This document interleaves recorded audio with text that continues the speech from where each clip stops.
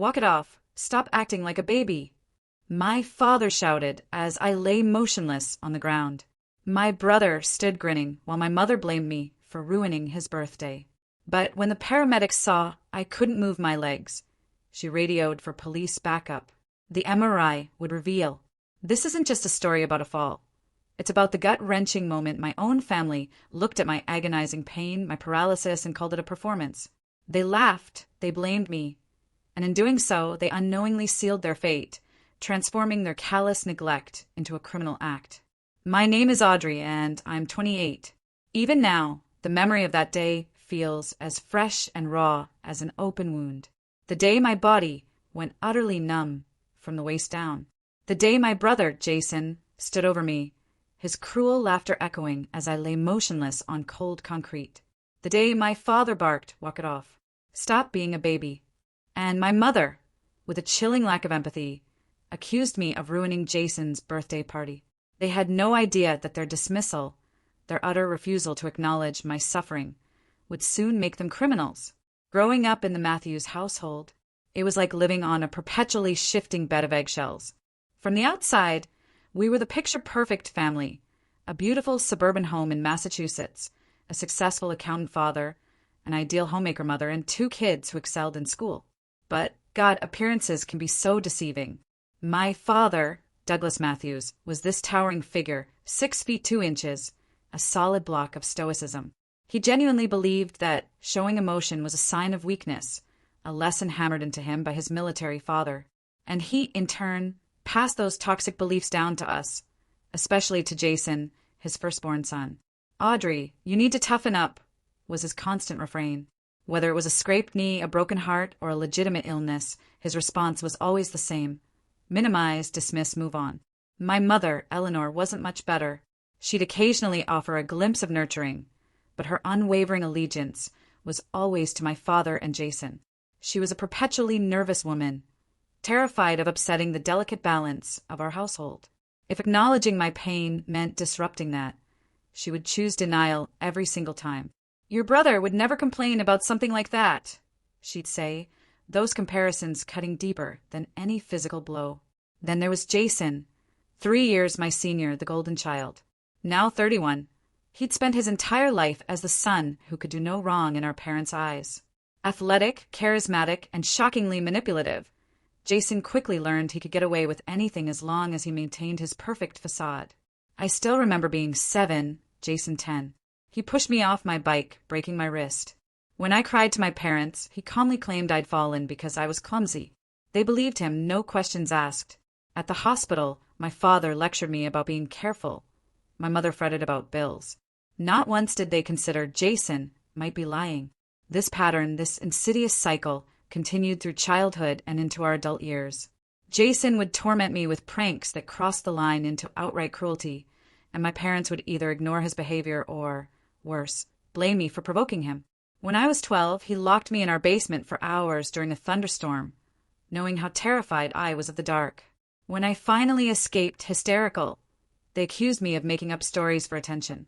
At 16, he sabotaged my science project the night before it was due. I failed. Their response? I should have been more prepared.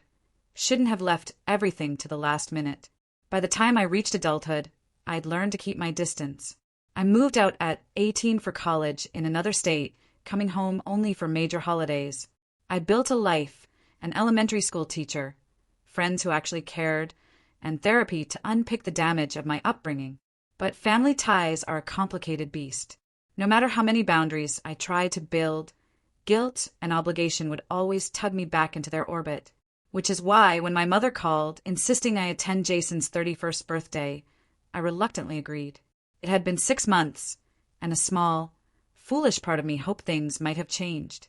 "It would mean so much to your brother if you came," she cooed, though I doubted Jason cared at all. "We're having a backyard barbecue, and your father just finished the new pool deck. Everyone will be there." Everyone meant Jason's equally obnoxious and entitled friends. My stomach churned, but I was out of excuses. "Fine, I'll be there," I heard myself say, already regretting it. "Wonderful. And please dress nicely. You know how important appearances are to your father." That comment stung, a deliberate jab. She knew I'd embraced a more casual style, trading in the preppy clothes they approved of for outfits that made me comfortable. It was a small act of rebellion, but in the Matthews household, even the smallest deviation was a major transgression. As I hung up, I tried to mentally prepare. Go to the party, make small talk, hand over a generic card with cash, leave as soon as humanly possible. I could handle one afternoon of discomfort for months of peace.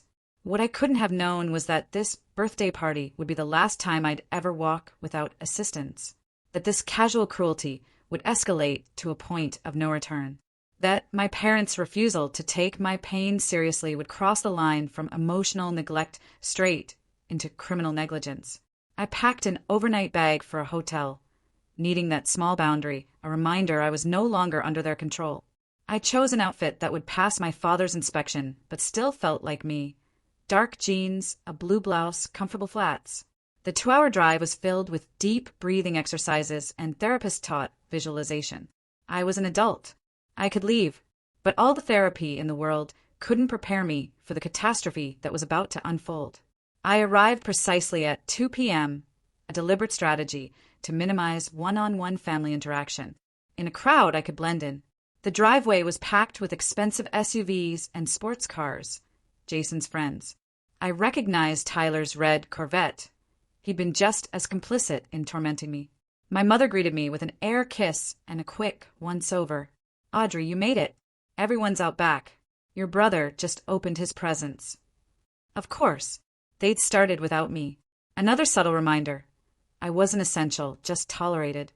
The living room was littered with expensive wrappings.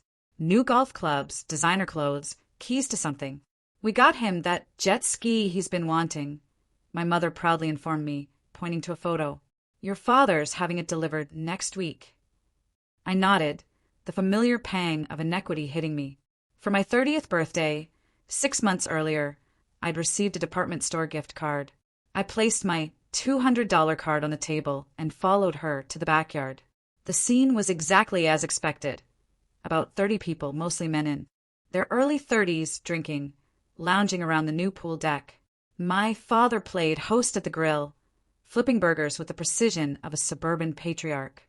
Jason held court by the pool, surrounded by his entourage, beer in hand, animatedly recounting some tale of his own importance. He'd put on weight since I'd last seen him, his once athletic frame softening from too many late nights.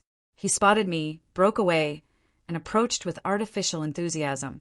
"Little sis, you decided to grace us with your presence after all."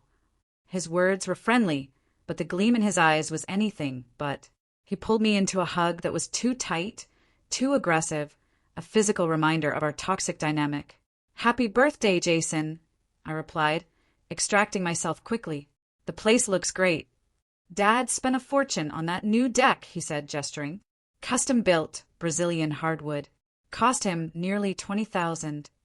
Again, the unspoken comparison. No expense spared for Jason's comfort and status, while my needs were always a burden. I excused myself for water, opting for sobriety to stay sharp. For the next hour, I managed to avoid direct family interaction, chatting politely with some spouses and girlfriends who seemed equally uncomfortable with the increasingly rowdy atmosphere. We formed a quiet alliance of outsiders. But as the afternoon wore on, and the alcohol flowed freely, the energy shifted. Jason and his friends grew louder, their behavior more obnoxious. They started reminiscing about high school, swapping stories that invariably involved humiliating someone they deemed beneath them. Inevitably, Jason turned his attention to me. "Hey, remember that time we convinced Audrey the neighbor's dog had rabies?" he called out, loud enough for everyone. "She was so scared she refused to go outside for a week." His friends laughed, and my cheeks burned with that familiar mix of embarrassment and fury. I was 8 when they told me that. The fear had been real, the nightmares worse. Or the time we switched her shampoo with hair removal cream. Tyler added, slapping his knee as if this act of cruelty was peak comedy. "That prank happened when I was 14. I had to wear hats to school for weeks, while my hair grew back in patches. My parents had told me to stop being so dramatic." I took a deep breath. I'd reached my limit. No amount of family obligation was worth this. I started gathering my things. But as I turned to leave, Jason intercepted me. Leaving so soon? The party's just getting started. His words were slurred, his eyes unfocused. He was drunk, which always made him more unpredictable, more dangerous. I have a long drive back, I said firmly, trying to step around him. He blocked my path. Come on, sis. Loosen up. Have a drink with us. For old time's sake. I knew this routine. Forced camaraderie leading inevitably to public humiliation. I'd fallen for it too many times. No thanks, Jason. I really need to go. His face hardened, the mask of friendliness slipping. Still the same uptight Audrey. Some things never change. I walked away, heading toward the sliding glass door back into the house. Just grabbed my purse, a quick goodbye to my parents, and I could escape this toxic environment. But fate, or more accurately, Jason's malice, had other plans. To reach the house, I had to cross a section of the new pool deck. The moment my flats hit the wooden boards, I knew something was wrong. The surface was strangely slick. I glanced down, noticing a faint sheen, almost imperceptible. In that instant, I knew what was coming, but it was already too late. My foot slid violently forward, throwing me off balance. I flailed, arms windmill-like, but the slipperiness was too complete, too deliberate. My other foot shot out from under me, and I felt my body falling backward. Time slowed. I saw Jason and his friends watching, their faces a mix of anticipation and cruel amusement. My father turned from the grill. My mother paused her conversation. And then the impact. Not with a wooden deck, as I expected, but with the concrete lip of the pool. My lower back and head struck simultaneously. A double blow that sent shooting pain up my spine, fireworks exploding behind my eyes. I heard a scream. Later, I'd realize it was mine. The world tilted and spun, colors blurring. When things finally stabilized, I was lying flat on my back, staring up at the clear blue sky. The pain in my head was excruciating, but what terrified me more was the void below my waist. Nothing.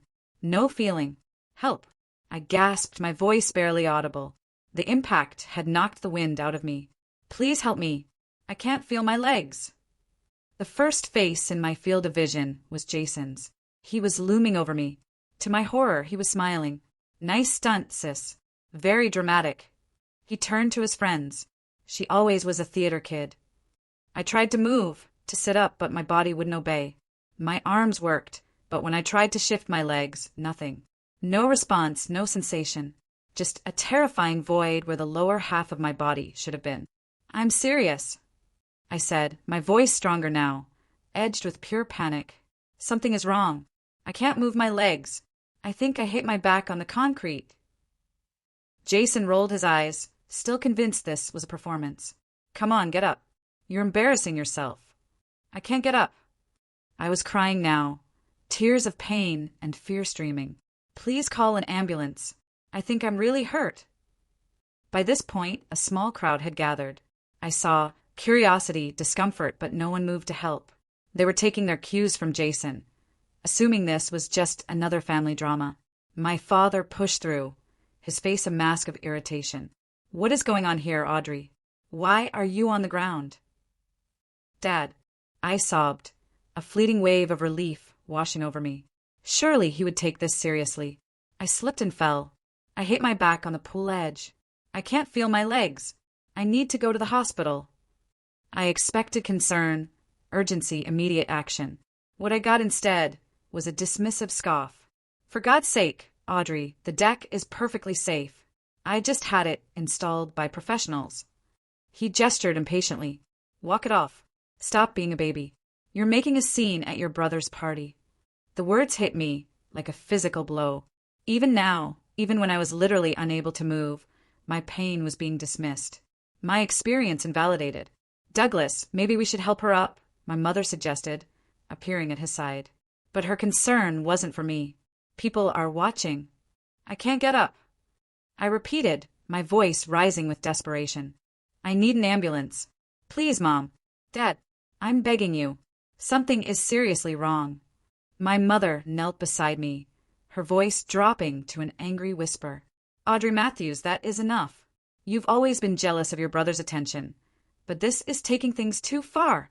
You are ruining his birthday party with this performance. I couldn't believe what I was hearing. The pain in my back intensified, radiating in waves. My head throbbed. Nausea started. I think I'm going to be sick, I moaned. She's probably drunk, I heard Jason tell someone. Classic Audrey. Can't handle her alcohol. I hadn't had a single drink all day, but facts had never mattered in my family's narrative about me. The sun beat down, making the nausea worse. I was sweating profusely, and a strange tingling started in my fingertips. Bad signs. Shock. Internal bleeding. Please, I whispered, no longer having the energy to shout. I need help. My father had walked away, returning to the grill. My mother made excuses to guests, saying I was prone to episodes. Jason had lost interest, moving back to his friends, who were now loudly discussing jet ski plans. I was alone, immobile in agony, surrounded by people who chose to ignore my suffering. The betrayal cut deeper than any physical pain ever could. Then, from the edge of my fading consciousness, I heard a new voice. Firm. Authoritative. Female. Excuse me, I'm a nurse. Let me through, please. The crowd parted. A woman I didn't recognize knelt beside me. Kind eyes, capable hands. She immediately went to my wrist, checking my pulse. Hi there, I'm Rachel. I work in the ER at Massachusetts General. Can you tell me your name? Audrey, I managed through chattering teeth. I was cold now despite the heat. Okay, Audrey, I need you to stay very still. Can you tell me what happened? I explained the fall, the impact, the immediate loss of sensation. Rachel's expression remained neutral, but I saw the concern in her eyes. She leaned closer, speaking quietly. I'm going to check a few things, but I don't want you to move at all. Okay. She gently pressed her fingers against my legs. I couldn't feel it. She asked me to wiggle my toes. Nothing. I'm calling an ambulance, she announced, pulling out her phone. She doesn't need an ambulance, my mother protested, suddenly reappearing. She just needs to get up and stop making a fuss. Rachel fixed my mother with a level stare. Ma'am, your daughter has signs consistent with a spinal cord injury. Moving her could cause permanent damage. She needs emergency medical attention immediately. For the first time, a flicker of real concern crossed my mother's face. Spinal cord injury? That's impossible. She just slipped. Falls are one of the most common causes of spinal injuries, Rachel replied, already dialing 911. And from what I can see, she hit the concrete edge quite hard. As Rachel spoke with the dispatcher, I saw my father approaching. His annoyance had shifted to apprehension. What's all this about an ambulance? He demanded. Rachel, still on the phone, held up a hand. After giving the dispatcher the necessary information, she turned to my father. Sir, your daughter has potentially suffered a serious spinal injury. Paramedics will be here in about 10 minutes. Until then, it is absolutely crucial that she not be moved. My father's face paled. For the first time, I think he was beginning to realize this wasn't an act. This wasn't attention-seeking. This was real, and it was serious. How did this happen? He asked, looking around for someone to blame. Through the fog of pain and fear, I managed to speak. The deck was slippery, like it had oil or something on it. My father's eyes narrowed. That's ridiculous. I just had it sealed yesterday. It shouldn't be slippery at all. But Rachel, ever observant, was already examining the boards where I'd fallen. She touched the surface, rubbed her fingers together. This is not water, she said, her voice hardening. This feels like some kind of lubricant. All eyes turned to Jason, who had wandered back over. His alcohol-flushed face suddenly drained of color. It was just a joke, he muttered, not meeting anyone's gaze. Just a little prank. I put some of Dad's deck oil on a few boards. I thought she'd slip a little and maybe fall in the pool. I didn't think. He trailed off, the implications finally dawning on him. The silence that followed was deafening. In that moment, lying immobile on the ground, I saw the truth of my family reflected in their faces. The casual cruelty, the willful blindness to harm, the reflexive protection of Jason at all costs. But this time, there would be consequences they couldn't ignore. In the distance, I heard sirens approaching. The wailing sirens grew louder, cutting through the stunned silence. Rachel remained by my side, a steady presence, keeping everyone else at a distance. Try to stay calm, she said softly. Help is almost here. Just focus on your breathing. I tried, but panic threatened to overwhelm me. The numbness in my lower body was terrifying. Each breath sent fresh waves of pain through my back and head, and the nausea intensified. The party guests dispersed, murmuring, some already leaving. My mother hovered nervously, straightening her clothes, touching her hair, anxious about appearances. Do you really think this is necessary? She asked Rachel. Maybe we could just take her to urgent care ourselves. Rachel's response was firm. Absolutely not. She needs proper immobilization and transport. Any improper movement could worsen a spinal injury. My father went to the front to direct the paramedics, while Jason stood frozen, the reality of his actions finally sinking in. The paramedics arrived, 2 women and a man wheeling a stretcher. Rachel briefed them. The lead paramedic, Sarah, knelt beside me. Hello, Audrey. I'm Sarah. We're going to take good care of you. Can you tell me where the pain is worst? My lower back, I managed, and my head, but I can't feel anything below my waist. Sarah nodded, her expression professional, yet kind. We're going to put a cervical collar on you and then carefully roll you onto a backboard. It's important you don't try to help us move you, okay? Just stay as still as possible. As they worked, Sarah asked questions. Rachel filled in details. Then Sarah asked the question that changed everything. Was the surface where you fell naturally slippery, or was there something on it that caused you to slip? Before I could answer, Rachel spoke. There appears to be some kind of oil or lubricant on the deck boards. I believe it was placed there deliberately. Sarah paused, looking up sharply. Deliberately? Can you elaborate? Her brother admitted to putting deck oil on the boards as a prank, Rachel said, her voice level, but with an undercurrent of anger. He intended for her to slip. Sarah and the other paramedics exchanged glances. Then Sarah turned to Jason, who was staring at the ground. Sir, is that accurate? Did you intentionally create a slipping hazard that caused this injury? Jason shifted uncomfortably. It was just supposed to be a joke. I didn't think she'd get hurt like this. Sarah's expression hardened. Mike, she said to her colleague, can you check the deck surface and document what you find, please? Mike nodded, taking photos and collecting a sample. Meanwhile, they worked methodically to immobilize me. A rigid collar around my neck, then the careful log roll onto the backboard. On my count, Sarah instructed. 1, 2, 3. They moved me with practiced precision, but despite their care, the movement sent fresh agony through my body. I cried out. I know it hurts, Sarah said sympathetically.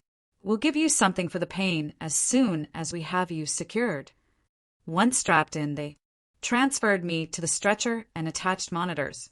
Your blood pressure is quite low, Sarah noted, frowning, and your heart rate is elevated. We need to get you to the hospital right away. My mother finally seemed to grasp the severity. Is she going to be all right? She asked, her voice small. Sarah didn't offer false reassurance. She has signs consistent with a significant spinal injury. The sooner we get her to a trauma center, the better her chances for recovery. As they prepared to move me, Mike returned from inspecting the deck. He spoke quietly to Sarah, showing her something on his camera screen. Her expression grew even more serious. Based on what I'm seeing here and the circumstances described, I'm going to request police assistance, she announced. Police? My father sputtered, returning from the front. Surely that's not necessary. This was just an unfortunate accident. Sarah fixed him with a level gaze. Sir, deliberately creating a hazardous condition that results in serious injury is not just an accident. Additionally, I understand there was a delay in seeking medical attention for your daughter despite her reporting loss of sensation, which is a medical emergency. My father's face flushed with anger. Now, wait just a minute. You can't come into my home and make accusations like that. Dad, I said weakly from behind the oxygen mask. Please, just let them help me. For once, my father fell silent. Sarah made a call on her radio, requesting police. Then she turned back to me. We're going to move you to the ambulance now. The ride might be uncomfortable, but we'll do everything we can to keep you stable. As they wheeled me through the house and out to the ambulance, I caught a final glimpse of my family. My father arguing with Mike, gesturing angrily. My mother standing, arms wrapped around herself, looking lost. And Jason, still rooted to the same spot, watching as the consequences of his lifelong cruelty finally caught up with him. The last thing I saw before the ambulance doors closed was a police cruiser pulling into the driveway, lights flashing but sirens silent. In that moment, despite the pain and fear, I felt a strange, profound sense of validation. For the first time in my life, someone was taking my suffering seriously. The ambulance pulled away, carrying me toward an uncertain future, but also away from the toxic environment that had caused me so much pain. As the medication took effect, dulling the worst of the physical agony, I closed my eyes and surrendered to unconsciousness. I awoke to the rhythmic beeping of hospital monitors and the universal antiseptic smell. For a moment, disorientation. Then, the memories came flooding back. The fall, the numbness, the paramedics, the police. A nurse, Carlos, noticed I was awake. "Welcome back, Audrey. You're at Massachusetts, General. Do you remember what happened?" I fell. I rasped, my voice hoarse. "At my brother's birthday party. I couldn't feel my legs." Carlos nodded. "That's right. You've been in and out of consciousness for about 12 hours. The doctor will be in shortly." He helped me sip water.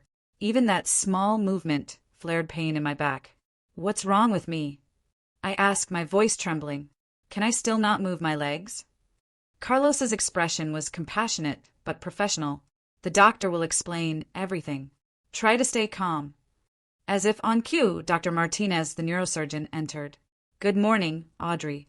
I'm Dr. Martinez. How are you feeling?" "Scared," I admitted, "and in pain. What happened to me? Why can't I feel my legs?" Dr. Martinez pulled up a chair. "When you fell, you suffered an incomplete spinal cord injury at the T12, L1 section in your lower back. The impact fractured 2 vertebrae and caused significant compression of your spinal cord." She showed me MRI images on a tablet, pointing out the damage. "We performed emergency surgery to remove bone fragments and reduce the pressure. We also stabilized your spine with rods and screws. Will I walk again?" The question that had terrorized me. Dr. Martinez didn't offer false hope, but she didn't extinguish it entirely. Spinal cord injuries are complex. The fact that yours is an incomplete injury is positive news. The spinal cord wasn't completely severed. She explained that over the coming weeks and months, we'd get a clearer picture of recovery. Some patients with similar injuries regain significant mobility. Others experience more limited improvement. A lot will depend on your healing process and how diligently you work with physical therapy. So I might be paralyzed forever? The words felt surreal. "I wouldn't use forever at this stage," Dr. Martinez replied carefully. "But yes, you are currently experiencing paraplegia, paralysis affecting the lower limbs. We will work to maximize whatever recovery is possible, but you should be prepared for the possibility of long-term mobility challenges." The news hit me like a physical blow. I'd walked into that party a healthy 28-year-old, and I was leaving it with a life-altering disability. All because of a prank and my family's refusal to take me seriously. "There's something else we need to discuss," Dr. Martinez said, her tone shifting. "The circumstances of your injury have prompted an investigation. There are 2 police officers waiting to speak with you." I closed my eyes briefly. My brother put oil on the deck. He admitted it. He wanted me to slip as a joke. Dr. Martinez nodded. "That's consistent with the paramedics' information. And there's concern about the delay in seeking medical attention." "My parents didn't believe I was really hurt," I said, the familiar pain of their dismissal washing over me again. "They told me to walk it off. They accused me of being dramatic." A flash of anger crossed Dr. Martinez's professional demeanor. "In cases of suspected spinal cord injury, immediate immobilization and medical attention are crucial. Delays can significantly worsen the outcome. Are you saying that if they had called an ambulance right away, I might not be paralyzed?" The implication was almost too much to bear. "It's impossible to say with certainty," she replied carefully. "But yes, in general, the sooner a spinal cord injury is treated, the better the prognosis. Every minute counts." Tears streamed down my face. The injury itself was devastating, but knowing it might have been less severe if my family had simply believed me was an additional, unfathomable layer of betrayal. Do you feel up to speaking with the police now, or would you prefer to rest? She asked. I'll talk to them, I decided. I want them to know what happened. She left. Carlos stayed, adjusting my position, offering tissues. The police officers who entered were both women, which somehow made me feel safer. Detective Sullivan and Officer Chin. We understand this is difficult, Detective Sullivan said, but we need to ask you some questions. I recounted everything. So, to be clear, Detective Sullivan clarified, after you fell and reported you couldn't feel or move your legs. No one called for medical assistance until Rachel, the nurse, intervened. Yes, I confirmed. That was at least 15 or 20 minutes after my fall. My father told me to walk it off. My mother accused me of trying to ruin Jason's birthday. Officer Chin looked up from her notes. And your brother admitted to putting oil on the deck? Yes. He said it was supposed to be a prank. He thought I'd fall into the pool. He didn't think I'd hit the concrete edge. The officers exchanged glances.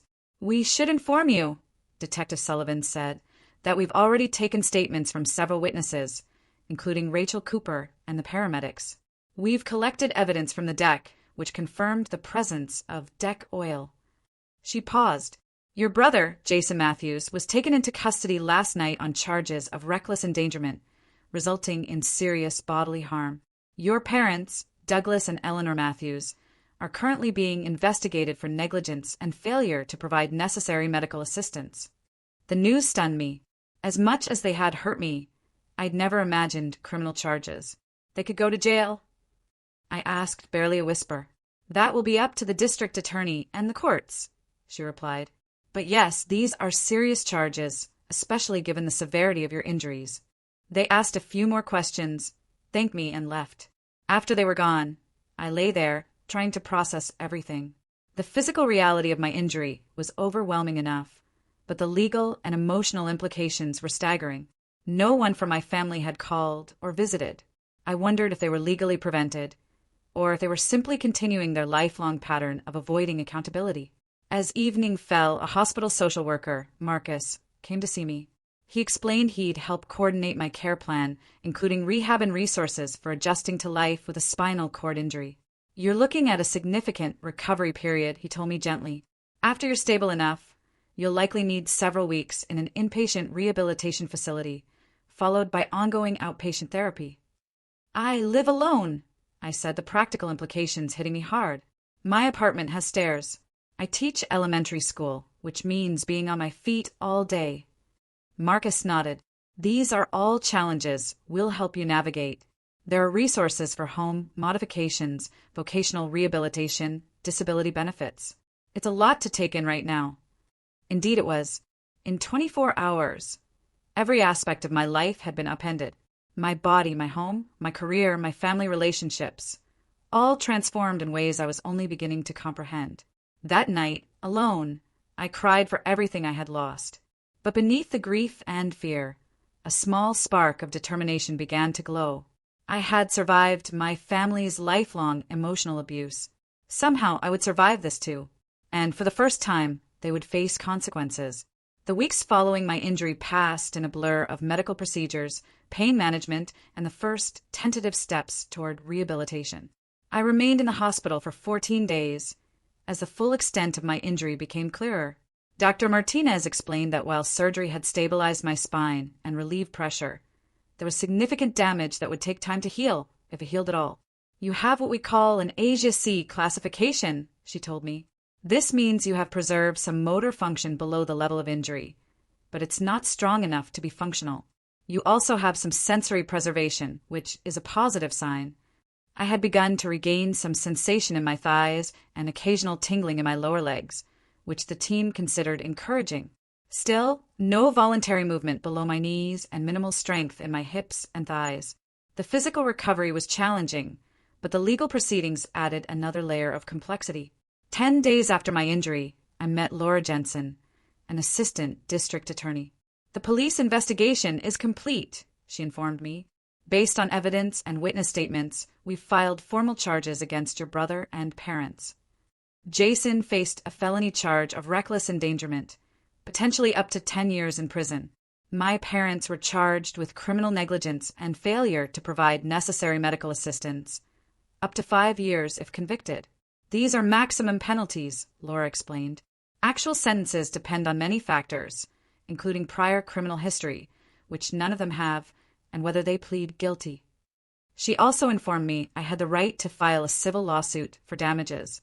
Medical expenses for spinal cord injuries can run into the millions over a lifetime, she said.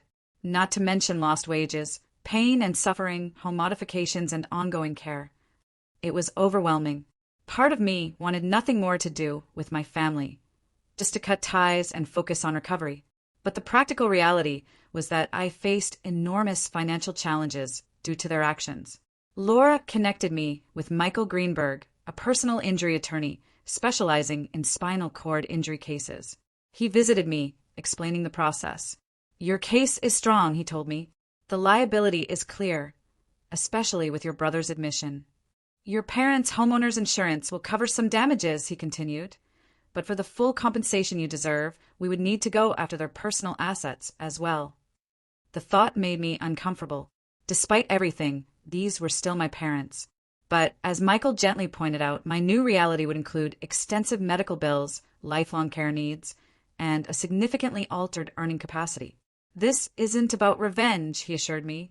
It's about ensuring you have the resources you need to live as full and independent a life as possible. I agreed to let him file the lawsuit, a decision that felt both necessary and heartbreaking. Meanwhile, my physical recovery continued.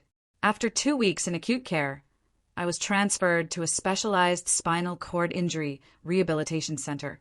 It was modern, well-equipped, with a team of physical, occupational therapists, psychologists, and nurses, all focused on helping patients like me adjust. My primary PT, David, combined unwavering optimism with pragmatic realism. Our goal is to maximize whatever return of function you experience, he explained. But equally important is learning to be as independent as possible with the function you have right now. Days at the rehab center fell into a demanding routine. Mornings were 2 hours of physical therapy, strengthening existing muscles, learning transfer techniques to move from bed to wheelchair. Afternoons were occupational therapy, learning adaptive techniques for daily living, dressing, cooking from a seated position. There were group sessions where I met other SCI patients, some injured years ago, others like me, newly navigating this radical shift. One patient, Tara, had a similar injury from a car accident 2 years prior. She used leg braces and forearm crutches for short distances, relying on a wheelchair for daily mobility. It gets easier, she told me one evening. Not the physical stuff necessarily, though that does improve. I mean the emotional adjustment. Right now, everything in your life is defined by your injury. Eventually, it becomes just one aspect of who you are, not your entire identity. Her words gave me hope during the darkest moments. There were days of progress, standing between parallel bars with leg braces, new flickers of sensation in my feet. There were also setbacks, infections, moments of despair when the magnitude of my loss overwhelmed me. Throughout this, no contact from my family. My attorney said their counsel advised against it. Part of me was relieved. Another part felt the absence as yet another abandonment. Friends and colleagues from my elementary school stepped in. They organized visitor rotations, brought home-cooked meals, and set up a fundraising campaign for expenses not covered by insurance. 3 months after my injury, the criminal cases against my family moved toward resolution. Jason accepted a plea deal, felony reckless endangerment, 5 years with 2 served in prison, 3 on probation. My parents also took plea agreements, 2 years probation, for 100 hours community service each and mandatory counseling. The civil case took longer. Michael, my attorney, deposed each family member, collecting their sworn testimony. The process was grueling, forcing them to acknowledge under oath what they had done. 6 months after filing, we reached a settlement. My parents' homeowner's insurance paid out its maximum liability of $1 million. Additionally, my parents agreed to sell their house and liquidate a significant portion of their retirement savings to create a trust fund of an additional $2 million for my ongoing care needs. It was a substantial sum, enough to cover immediate medical expenses, apartment modifications, and a financial cushion as I figured out my professional future. But no amount of money could restore what I had lost, physically or emotionally. By the 8-month mark, I had made what my medical team considered remarkable progress. I had regained some function in my leg muscles, enough that with specialized braces and a walker, I could take short, labored steps. It wasn't true walking, not the easy, unconscious movement I had once taken for granted, but it was more than many with similar injuries ever achieved. I was discharged from inpatient rehabilitation, continuing outpatient therapy 3 times a week. I moved back to my apartment, now modified with ramps, wider doorways, and accessible bathroom. A part-time caregiver helped with tasks I couldn't yet manage independently. I also began reimagining my professional life. Classroom teaching seemed impossible, but the school district offered me a position as a curriculum specialist, a role I could perform largely from home. Throughout this period of physical recovery and practical adjustment, I was also engaged in another kind of healing, working with a therapist named Claire who specialized in trauma and family dynamics. What happened to you wasn't just a physical injury, Claire pointed out. It was the culmination of a lifetime of emotional abuse and neglect. The paralysis in your legs is visible, but there are other invisible wounds that need healing, too. With her guidance, I began to process not just the injury itself, but the deeper patterns of family dysfunction, the constant invalidation, the golden child/scapegoat dynamic, their consistent prioritization of appearances over my well-being. Your family failed you in the most fundamental way, Claire said. They had one job, to protect you and care for you. Instead, they caused you harm and then refused to acknowledge it.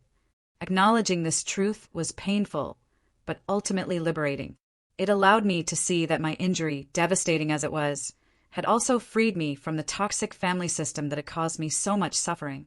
Do you think you'll ever reconcile with them? Claire asked. I considered it. I don't know. Part of me thinks there's no coming back. Another part wonders if these legal consequences might finally force them to confront their behavior.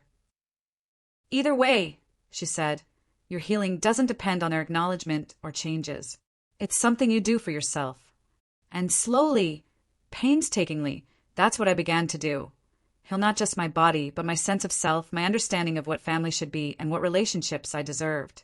As I approached the 1-year anniversary of my injury, I received an unexpected letter. It was from Jason, writing from prison. The envelope sat unopened for 3 days before I found the courage to read it. Inside was a lengthy, handwritten apology, the first genuine one I had ever received from my brother. He wrote about the therapy he was undergoing, how he was finally confronting the person he had been and the harm he had caused. He made no excuses for his behavior and asked for nothing in return, not even forgiveness. I understand if you never want to hear from me again, he concluded. I wouldn't blame you, but I wanted you to know that I'm truly sorry for the pain I've caused you. Not just on that day, but throughout our lives. You deserved so much better. The letter left me with complicated feelings. It seemed sincere, but I wasn't ready to let Jason back into my life if I ever would be. Still, there was a certain closure in having my experiences finally acknowledged by someone who had been there. My parents never reached out directly, though I heard through mutual acquaintances that they had moved to Florida, starting over in a smaller house with whatever assets they had managed to retain after the settlement. They've apparently told a sanitized version of events to their new community, painting themselves as devoted parents supporting their daughter through a tragic accident. The truth, as always in my family, had been reshaped to protect their image, but their narrative no longer held power over me. I'd learned that my truth did not require their acknowledgement to be valid. My pain did not need their recognition to be real. This has been perhaps the most profound lesson of my journey, that validation must ultimately come from within. For someone raised to doubt her own experiences, to question her own pain, this realization has been revolutionary. I've also learned about the true meaning of family, that it is not necessarily defined by blood or legal ties, but by who shows up when you are at your most vulnerable, by who stays when staying gets difficult, by who sees your pain and responds with compassion rather than dismissal. My chosen family has grown over these 2 years. It includes Sarah, the paramedic who first recognized the seriousness of my injury and ensured proper care. Rachel, the nurse who intervened when no one else would. David, my physical therapist, who pushed me to achieve more than I thought possible. Claire, who helped me navigate the emotional landscape of trauma and recovery. And now Thomas, a physical therapist specializing in neurological injuries, who I met through my advocacy work. Our professional relationship evolved into friendship, and now a tentative romance. He sees me for who I am, not defined by my disability, but not ignoring it either. With him, I am learning what healthy love feels like, built on a foundation of mutual respect and genuine care. Last month, I completed my master's degree in educational psychology, specializing in trauma-informed teaching practices. Next fall, I'll begin a new position as a consultant for the school district, training educators to recognize and support children experiencing various forms of trauma, including family dysfunction. It feels like a way of honoring my own journey while creating meaning from the pain I've experienced. Perhaps that is the ultimate form of healing, not erasing the wound, but transforming it into something that serves a purpose greater than oneself. My paralysis will always be part of my story, as will the family dynamics that contributed to it. But neither defines the entirety of who I am or what my life can mean. Sometimes when I'm with Thomas or surrounded by friends, laughing and fully present in the moment, I realize with a start that I am happy, not despite what happened, but in a way that incorporates it into a larger narrative of resilience and growth. Other times, usually late at night when pain keeps me awake, I still struggle with anger and grief for what was taken from me. The physical abilities, the family relationships that, even if toxic, represented my primary attachments for 28 years, the sense of safety in the world that may never fully return. But even in those dark moments, I am no longer alone with my pain. I have learned to reach out, to allow myself to be vulnerable with those who have earned my trust, to accept help without shame, to acknowledge my limitations without being defined by them. If there is wisdom to be gained from trauma, perhaps it is this, that our wounds shape us, but they need not determine us. That even the deepest betrayals can become catalysts for profound transformation. That sometimes it takes being broken to discover just how much strength we contain. I don't know what the future holds. My doctors say I may continue to see small improvements in function for up to 5 years post-injury, though the most significant gains typically occur in the first 2. I may walk more easily someday, or I may not. Either way, I will continue to build a life that accommodates my reality while stretching the boundaries of what seems possible. What I do know is that I am no longer the woman who entered that birthday party 2 years ago, desperate for approval from people incapable of truly seeing me. I am someone new, forged in the crucible of trauma and recovery, stronger in the broken places, as Hemingway once wrote, more authentic, more compassionate, more aware of both my vulnerability and my power. And that, perhaps, is the most unexpected gift to emerge from this ordeal. The discovery of a self worth fighting for, worth believing in, worth loving. If you are watching this and find yourself in a situation where your pain is dismissed, where your reality is denied by those who should protect you, please know this. You deserve better. Your experiences are valid. Your suffering matters.